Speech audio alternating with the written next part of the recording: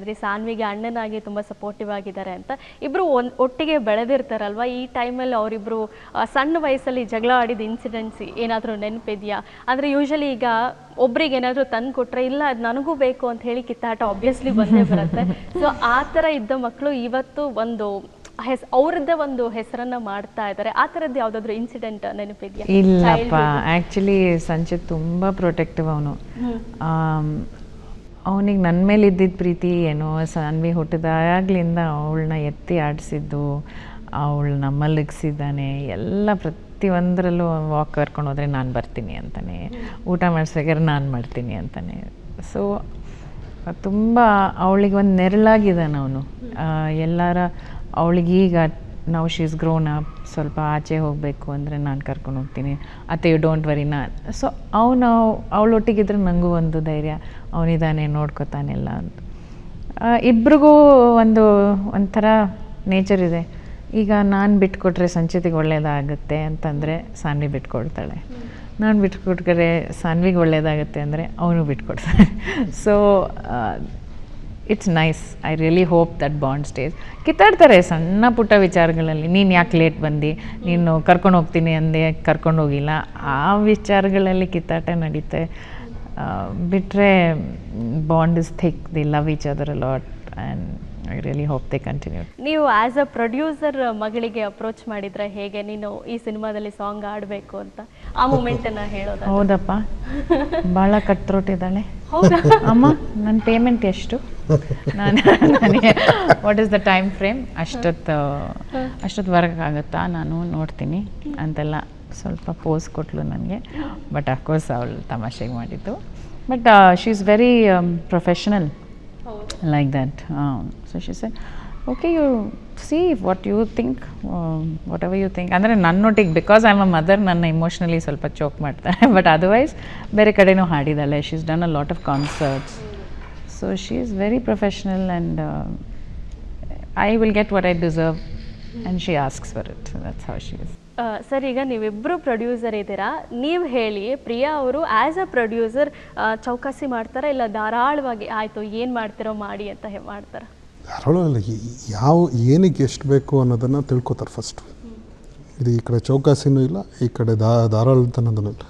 ಅದು ಆ ಪರ್ಟಿಕ್ಯುಲರ್ ಏನೇ ಇರಲಿ, ಈಗ ಒಬ್ಬರು ಆ್ಯಕ್ಟ್ರಿಗೆ ಪೇಮೆಂಟ್ ಆಗಲಿ ಅಥವಾ ಒಂದು ಸೀನ್ಗೆ ಎಷ್ಟು ಬೇಕಾಗುತ್ತೆ ಅನ್ನೋದಾಗಲಿ ಅಥವಾ ಮಾರ್ಕೆಟಿಂಗಿಗೆ ಎಷ್ಟು ಡೀಪಾಗಿ ತಿಳ್ಕೊತಾರೆ, ಏನಕ್ಕೆ ಬೇಕು, ಇದರಿಂದ ಏನೇನಾಗುತ್ತೆ ಅಂತ ಅಷ್ಟು ಕೊಡ್ತಾರೆ. ಅದು ಸಿನಿಮಾಗೆ ಅವ್ರಿಗೆ ಬೇಕು ಅಂತ ಅನಿಸಿದ್ರೆ ಅವ್ರಿಗೂ ಅನಿಸ್ಬೇಕು, ಕೊಡ್ತಾರೆ. ಆ ಥರದಲ್ಲಿ ನಾನು ಹಿಡಿತೀನಿ ನೀವು ಖರ್ಚು ಮಾಡಿ ಆ ಥರದ್ದು ಏನೂ ಇಲ್ಲ. ಇನ್ಫ್ಯಾಕ್ಟ್ ಸಿನಿಮಾಗೆ ಏನು ಬೇಕು ಎಲ್ಲ ಕೊಟ್ಟಿದ್ದಾರೆ. ಇನ್ಫ್ಯಾಕ್ಟ್ ಜೊತೆಗೆ ಮಾಡಿದಾಗ್ಲೂ ಇದರ್ ಅವ್ರಿಗೆ ಕಂಪ್ಲೀಟಾಗಿ ಡೀಟೇಲ್ಸ್ ಕೊಟ್ಬಿಟ್ರೆ ಕ್ವೆಶನ್ಸೇ ಇರೋಲ್ಲ. ಅವ್ರಿಗೇನಾದ್ರು ಅರ್ಥ ಆಗಿಲ್ಲ ಅಂದರೆ ಒಂದು 2-3 ಕ್ವೆಶನ್ ಇರುತ್ತೆ. ಅದು ಅವ್ರಿಗೆ ಸ್ಯಾಟಿಸ್ಫೈ ಆಯಿತು ಅಂತಂದರೆ ಶಿ ಈಸ್ ಓಕೆ. ಅವರು ಕೂಡ ಅಷ್ಟೇ. ಐ ಮೀನ್ ತುಂಬ ಸಮವಾಗಿ ನಾವು ಇದರಲ್ಲಿ ಇನ್ವೆಸ್ಟ್ ಮಾಡಿದ್ದೀವಿ. ಆ್ಯಂಡ್ ತುಂಬ ಕ್ಲಾರಿಟಿ ಇರ್ತಿತ್ತು ಯಾವಾಗಲೂ. ನಮಗೆ ಏನಾರು ಒಂದು ರಿಕ್ವೈರ್ಮೆಂಟ್ ಇತ್ತು ಸೆಟ್ಟಲ್ಲಿ, ಸಡನ್ನಾಗಿ ಏನಾರು ಇದ್ದರೆ ಎಲ್ಲರೂ ಒಂದು ಗ್ರೂಪಲ್ಲಿ ಡಿಸ್ಕಸ್ ಮಾಡೋರು. ಇಲ್ಲ, we were all just one call away if we were not together. So ಪ್ರತಿಯೊಂದು ಮಾಡೋಕ್ಕೆ ಮುಂಚೆ ಒಂದು ಡಿಸ್ಕಷನ್ ನಡೀತಿತ್ತು, ಅಟ್ಲೀಸ್ಟ್ ಎಲ್ಲರಿಗೂ ಒಂದು ಇನ್ಫಾರ್ಮೇಷನ್ ಹೋಗ್ತಿತ್ತು. ಹಾಗಾಗಿ all were on the same page. So we did not give room for anything else, right? ಈಗ ನೀವು ಪ್ರೊಡ್ಯೂಸರ್ ಆಗಿದ್ದೀರಾ, ನೀವು ಅಂದರೆ ಸುದೀಪ್ ಅವ್ರಿಗೆ ನೀವು ಪ್ರೊಡ್ಯೂಸ್ ಮಾಡ್ತೀರಾ ಅಥವಾ ನೀವು ಅವ್ರ ಕಾಲ್ ಶೀಟಿಗೆ ನೀವು ವೆಯ್ಟ್ ಮಾಡಬೇಕಾ, ಇಲ್ಲ ನನ್ನ ವೈಫ್ ಇದ್ದೀನಿ ನೀವು ನನ್ನ ಕಾಲ್ ಶೀಟ್ ಕೊಡಬೇಕು ಅಂತ ಕೇಳ್ತೀರಾ, ಹೇಗೆ? ಈಗ ನೋಡಿ, ನಾನೀಗ ಅವ್ರ ಕಾಲ್ ಶೀಟಿಗೆ ಕಾಯಬೇಕಾಗಿರೋ ಪರಿಸ್ಥಿತಿ, ಯಾಕಂದರೆ ನಾನು ಭಾಳ ಹೊಸಬ್ಳು. ಬಟ್ ಆ ದಿನವೂ ಬರುತ್ತೆ, ಅವ್ರು ನನಗೋಸ್ಕರ ಕಾಯ್ತಾರೆ. ಅವ್ರ ಪ್ರೊಡಕ್ಷನಲ್ಲಿ ನಾನು ಕೆಲಸ ಮಾಡಬಹುದಲ್ಲ ಅಂತ ಮೈ ನೋ ಜಸ್ಟ್ ಜೋಕಿಂಗ್.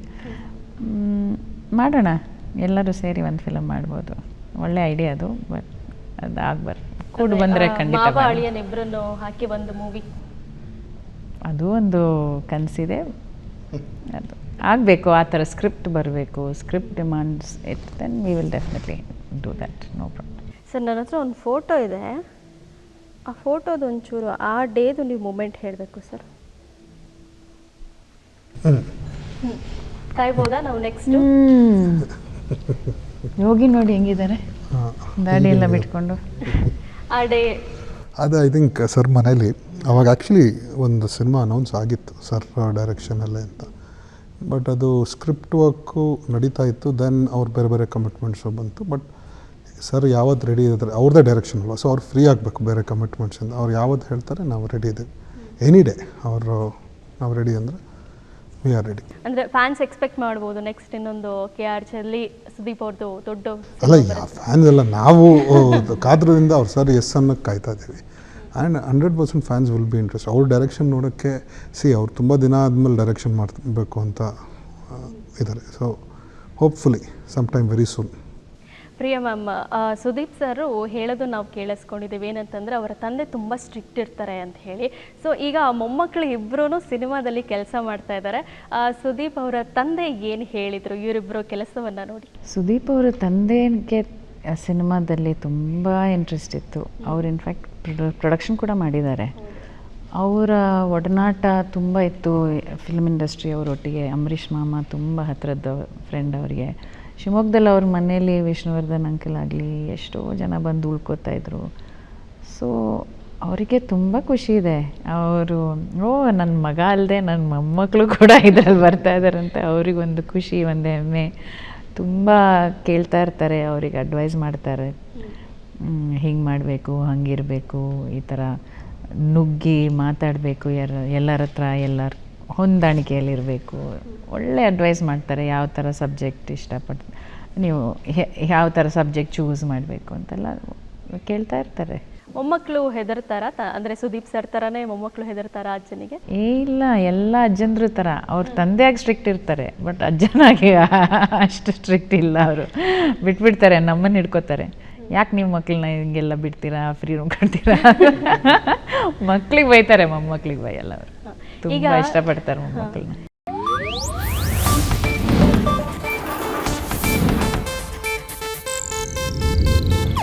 ಇದು ಏಷ್ಯಾನೆಟ್ ನ್ಯೂಸ್ ನೆಟ್ವರ್ಕ್ ಪ್ರಸ್ತುತಿ.